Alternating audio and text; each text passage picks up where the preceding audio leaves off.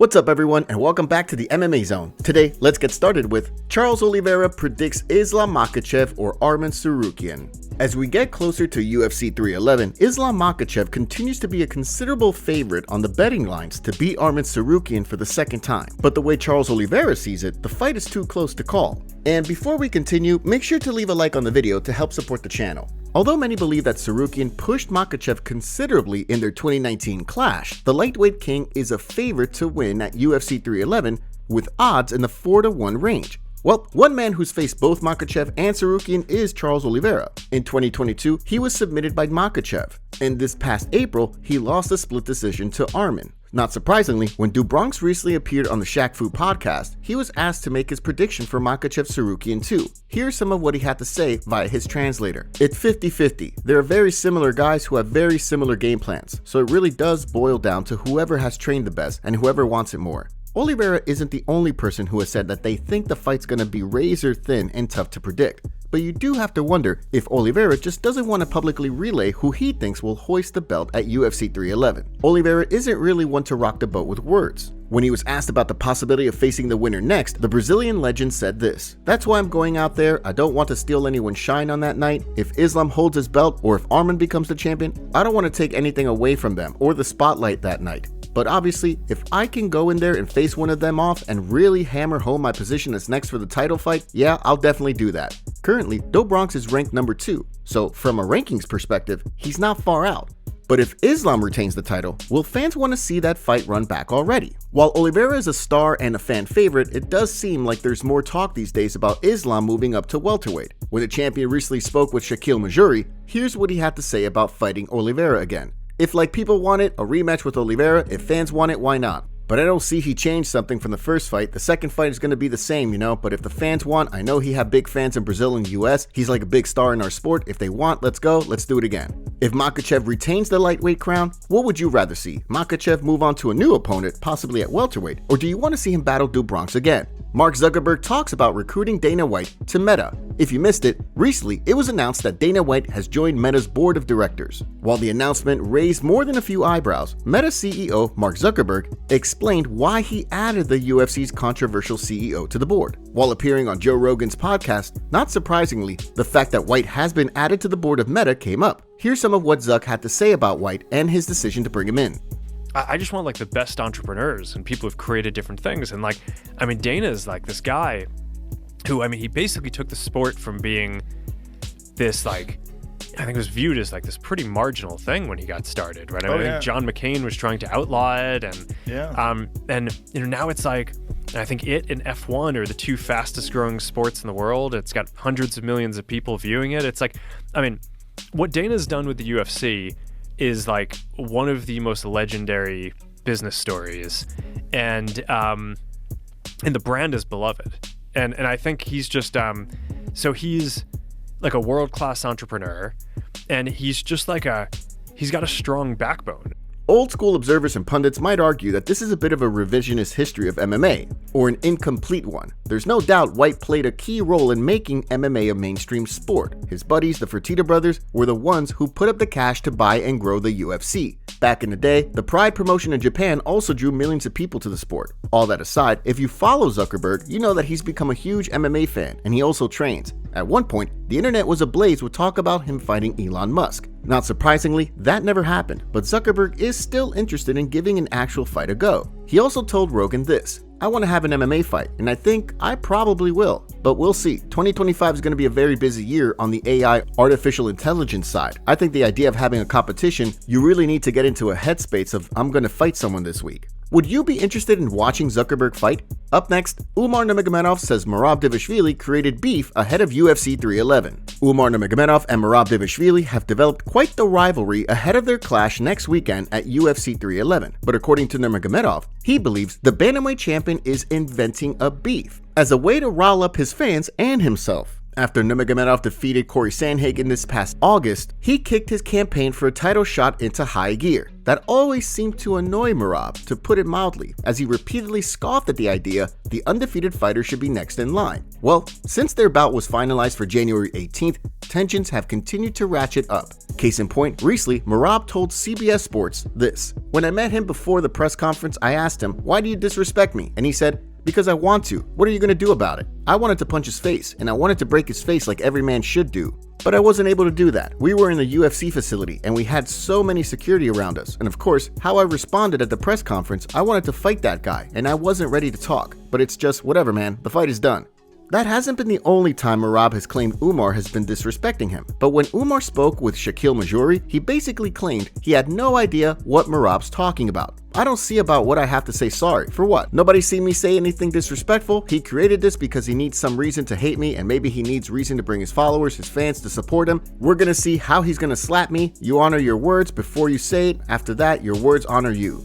Nurmagomedov has, as one would expect, talked about how he's confident he'll defeat Merab, but publicly at least, it's not like he's been firing nasty verbal shots at Merab. Whether the champion is fabricating some sort of issues with Umar or not, it's going to be fascinating to see how Fight Week unfolds and whether the division gets a new champion on Saturday. Arman Tsarukyan urges Ilia Topuria to move to lightweight. Ilia Topuria has continued to turn heads by talking about moving up to lightweight, and one of the division's top fighters, Arman Tsarukyan, is completely on board with the idea. For some time now, Topuria has talked about the fact that he plans to move up to 155 at some juncture. Not long ago, it was even reported that he said that his run at featherweight was likely over, but then Topuria seemed to clarify that he isn't ready to vacate the featherweight crown just yet. Ahead of Tsarukyan's bout with Islam Makhachev at UFC 311 next weekend, he sat down with MMA Junkie. When the Armenian contender was asked about the possibility of Topuria moving up to his division, Tsarukyan welcomed it. He should move to 155 because he has a big name. As much as we have big names in our division, it's better for us. We're going to make more money and our weight class is going to be famous. It's still famous. 155 is one of the best, in my opinion. Has one of the best fighters because of Conor McGregor, Khabib Nurmagomedov, Islam, Dustin Poirier, Justin Gaethje. There's so many big names. If Ilia moves to 155, it's going to be good for us. There's no doubt that Topuria fighting at lightweight would bring even more attention to the division. The Georgian-Spanish fighter is one of the fastest rising commodities in the game. As it currently stands, however, the consensus seems to be that the UFC is going to book a rematch between Topuria and Alexander Volkanovski. After Topuria took out the legendary Max Holloway in October, he acknowledged giving Volk a rematch makes sense. UFC fight updates. Let's take a look at some fights that have reportedly been added to the UFC's upcoming schedule. Farah Hanoun is reporting that Jordan Levitt is no longer fighting lightweight Abdul Karim Al-Salwadi at the UFC's February 1st card in Saudi Arabia. Al-Salwadi will battle Bolaji Oki instead. Oki is coming off a submission loss to Chris Duncan in September and has gone 1-1 so far in the promotion. Al-Salwadi was stopped by Loic Radzhabov in his last outing, which marked his UFC debut, which took place last March. Alex Bahunin from MMA Mania is reporting that Ricky Simone will throw hands with Javid Basharat at the UFC's February 22nd card in Seattle. Simone is in desperate need of a victory, as the former bantamweight contender has dropped 4 straight after winning 5 in a row. Basharat, meanwhile, is coming off his first UFC loss, as he dropped a decision loss to Ayman Zahabi in March. He has gone 3-1 with 1 no contest so far in the octagon. UFC Vegas 103 has picked up an intriguing flyweight scrap, as Dar Pro Team is reporting that rising Asu Almabayev will take on former title challenger Steve Erceg. Almabayev is coming off a decision victory over Mateus Nicolau in October and has gone 4-0 to date in the UFC. Erceg has dropped back-to-back bouts, but they came against the champion Alexandre Pantoja and longtime contender Kai Kara France. Magic M MMA Bets is reporting that at UFC Vegas 105 on April 15th, Giga Chikadze will throw down with David Onama. Chikadze dropped a decision loss to featherweight contender Arnold Allen in his last outing and has gone 3-2 in his last 5 scraps. Onama recorded a decision victory over Roberto Romero in his last bout to extend his winning streak to 3. Onama is 4-1 in his last 5 battles. And The Energize Show recently shared that Callan Loughran will face Nathan Fletcher at the UFC's March 22nd card in London. Loughran lost via unanimous decision to Jake Hadley in his last fight, which moved his UFC record to 1-2. Fletcher submitted Zigomantas Ramaska in his last bout, which followed a decision loss to Khan Ofli during the 32nd season of The Ultimate Fighter.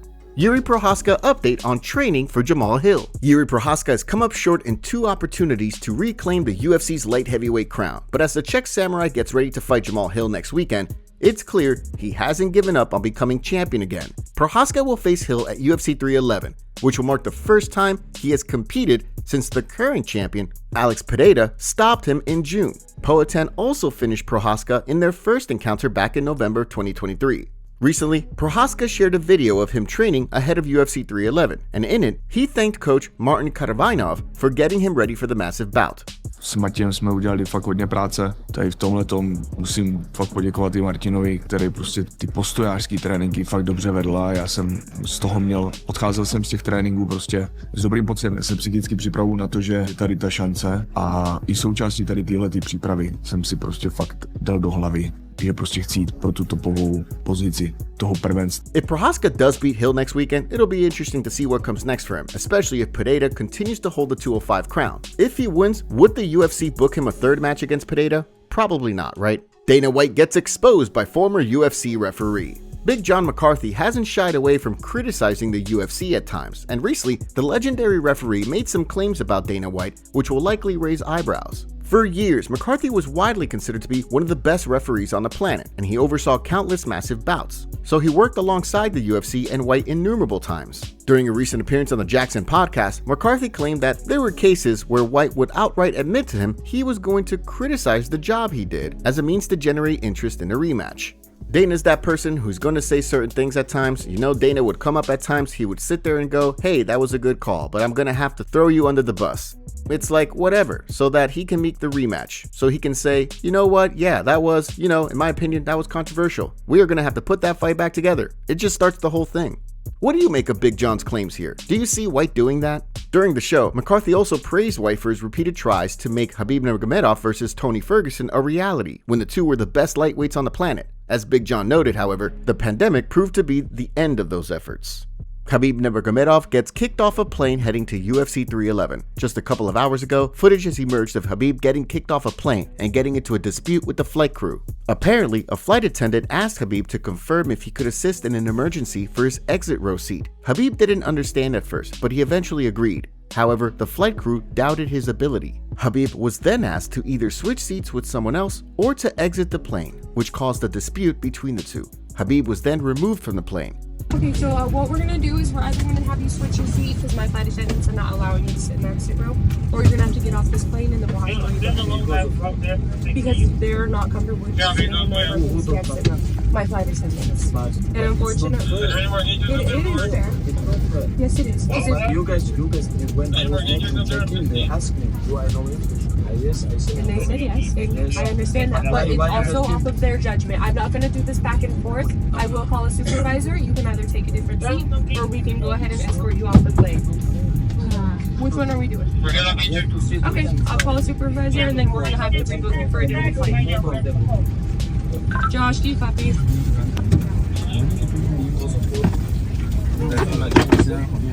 Correct. Guys, you need to come with me. I'll help you get everybody. Here's some reactions from the MMA community. Khabib is probably the most capable person of helping in an emergency sitting in that emergency exit row. I need more context. If they weren't comfortable because of his accent, that's wild. He's speaking to the flight attendant in English. What the Sue them, Ali Abdelaziz. I'm surprised that Khabib is in what looks like economy class. Wow, they profiled him. Khabib should sue the hell out of the airline.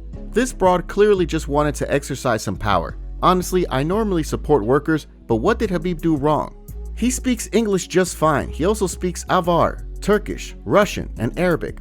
He also graduated with a finance degree from the Plekhanov University of Economics. I'm sure he could handle the task of sitting near the emergency door just as well as any other passenger. Seeing a good person treated badly like that breaks my heart. He's so humble, not flying private due to his Islamic faith regarding spending habits. It's always confused me how supposedly such an important life-saving job is to be handled by untrained volunteers. If it's that mission critical, then pay for a trained person to sit in that seat. Oh wait, that digs into profit. And one fan joked about the situation with the staff.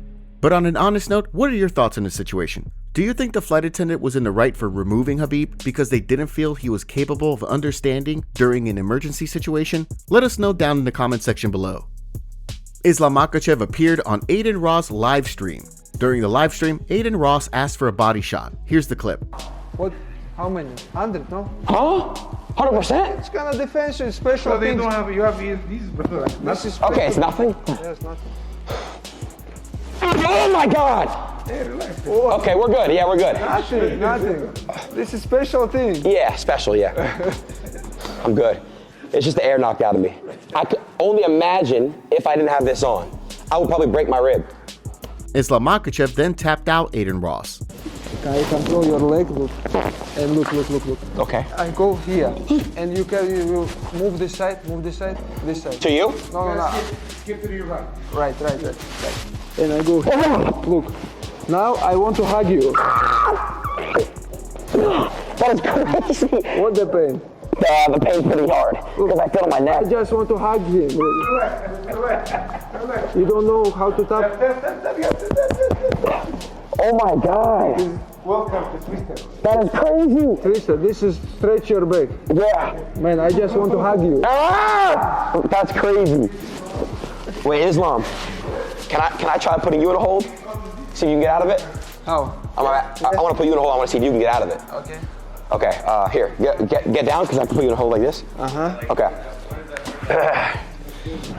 All right. Put your legs. Yep. All right. Ready? Close your legs. Close them like this. Yes. Okay. Ready? Yes. What happened? Dude. What? Dude, how are your legs so strong? Dude, that is crazy. Bro, that is wow. Damn, Islam.